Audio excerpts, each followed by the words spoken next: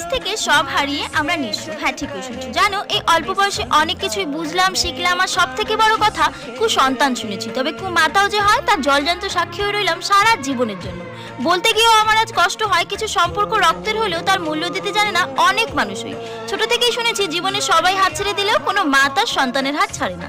খারাপ ভালো যে কোনো পরিস্থিতিতেই মায়ের আশীর্বাদ একটা সন্তানের মাথার উপর সর্বদাই থাকে। তা সে সন্তান খারাপ হোক বা ভালো, দূর থেকে হলেও তিনি মনে মনে এটাই চায় যেন তার সন্তান ভালো থাকে। তবে আজ এক মায়ের অহংকার, জেদ, রাগ এবং মাতৃত্বহীনতার কাছে আমরা সন্তান হয়ে হেরে গেলাম। যার কাছে ছেলে বৌমার ভালো থাকাটাই দু চোখের বিষ হয়ে দাঁড়িয়েছিল, তিনি একজন মা হয়েও সন্তানের মৃত্যু কামনা করেন। মা নাকি নারের টানে পৃথিবী বদলে দিতে পারে, আর ইনি ছেলের জীবন ধ্বংস করে পথের ভিখারি বানাতেও দুবারও ভাবলো না। শুধু নিজে জেতার জন্য পৈতৃক সম্পত্তি থেকেও ছেলেকে বরখাস্ত করে সর্বস্ব সম্পত্তির মালিকানা নিজের অধীনে নিয়ে, কারণ যাতে আজীবন নিজের নোংরা ক্ষমতা বজায় রেখে কঠোরতম শাসন নীতি চালিয়ে যেতে পারে।